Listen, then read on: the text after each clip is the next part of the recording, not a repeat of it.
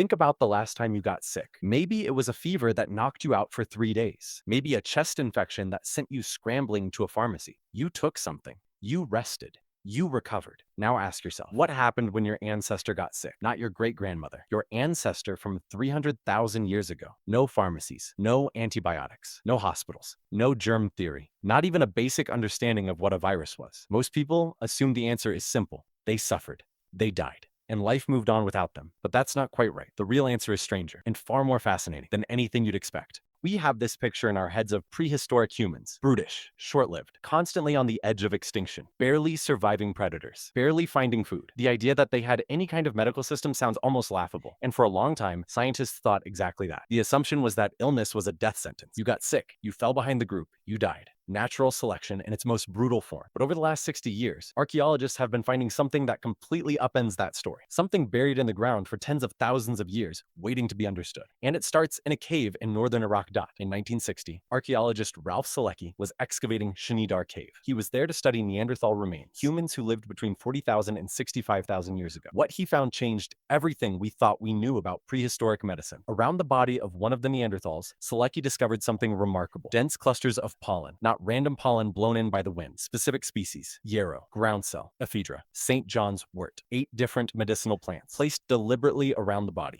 Now, you can debate whether this was burial ritual or medicine, but here's what makes it impossible to dismiss. Every single one of those plants has documented medicinal properties. Yarrow, still used today as an anti-inflammatory and wound-healing agent. Ephedra, the source of ephedrine, the active compound in modern decongestants. Groundsel, used in ancient Egypt to treat eye infections. These weren't accidents. Neanderthals, a species we once dismissed as primitive, were selecting specific plants for specific purposes, and the fossil record from across the world tells the same story. At a site in El Sidrón, Spain, researchers analyzed the dental tartar of a Neanderthal who had a severe intestinal infection. His tartar contained traces of yarrow, chamomile, and poplar, which contained salicylic acid, the same compound in aspirin. He was self-medicating 65,000 years before aspirin was invented. But plant medicine was only one part of ancient healing, because ancient humans didn't separate the body from the mind. They didn't separate physical illness from spiritual crisis. Every ancient culture ever studied, from the Jew/Honsi Bushmen of the Kalahari to the Siberian tribes of 30,000 years ago, had one figure at the center of healthcare: the shaman. We tend to think of shamans as mystical figures, witch doctors, superstition dressed up in feathers and ritual. But consider what a shaman actually was. They were the tribe's pharmacologist, knowing which plants healed infections, which reduced fever, which numbed pain. They were the tribe's surgeon, performing trephination, drilling holes in skulls to relieve pressure from head injuries. Skulls have been found with these holes. The bone growth around them proves the patients survived. They were the tribe's therapist, using ritual, song, and community to address what we now call psychological trauma. And here's the part modern medicine is only now catching up to: the placebo effect is real medicine. A 2012 study published in Science Translational Medicine showed that even when patients are told they're receiving a placebo, they're still told it's a placebo. The healing effect persists, the ritual of treatment, being cared for. Being told this will make you better. It literally changes the body's biochemistry. Ancient shamans were unknowingly practicing one of the most powerful forms of medicine available, and they were doing it for 300,000 years before clinical trials existed.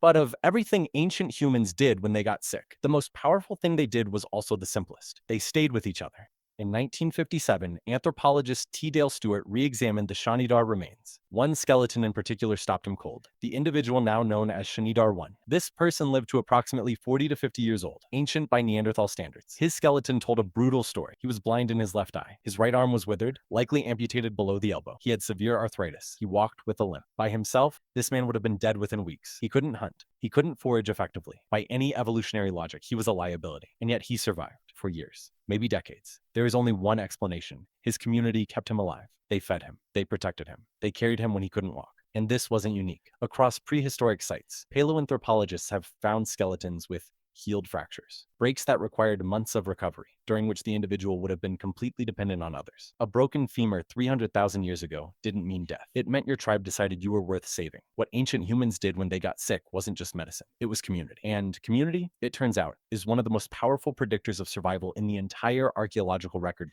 Germ theory. The understanding that illness is caused by microorganisms like bacteria and viruses was only formally proposed in 1861 by Louis Pasteur. That is 165 years ago. For the remaining 299,835 years of human existence, we had absolutely no idea what actually caused disease. No concept of bacteria, no concept of viruses, no understanding of contagion in any modern sense. And yet, here we are, Homo sapiens survived the Black Death, which killed 60% of Europe. We survived smallpox outbreaks that wiped out entire civilizations. We survived wound infections and childbirth and parasites, all without understanding what was causing them. How? Because ancient healing wasn't built on germ theory. It was built on observation, on pattern recognition accumulated across thousands of generations, on the understanding, however intuitive, that certain plants helped, that rest mattered, that the mind and the body were connected in ways no one had words for yet. In 2023, a study from the Max Planck Institute for Evolutionary Anthropology analyzed ancient herbal remedies from 27 different cultures. They found that 73% of the plants used had legitimate pharmacological activity, not by chance. By 300,000 years of empirical trial and error, ancient medicine wasn't primitive. It was just pre-theoretical.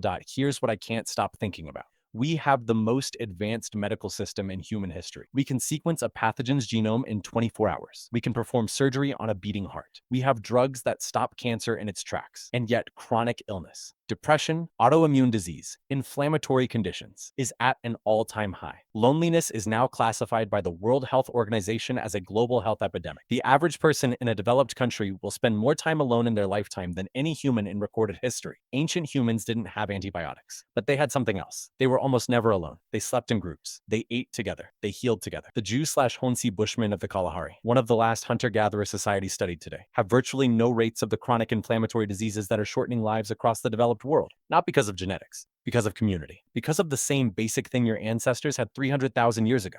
The lesson of ancient medicine isn't that plants are magic. It isn't that shamans were right about everything. The lesson is that healing has always required more than a molecule. It has always required a person. The next time you're sick, really sick, notice what you actually want, not just medication. You want someone to sit with you. You want to feel like your suffering matters to another human being. That instinct is 300,000 years old. It's not weakness. It's not neediness. It's what kept your ancestors alive long enough for you to exist. If this made you see something differently, subscribe, because this channel is about the questions that change how you understand everything you thought you already knew.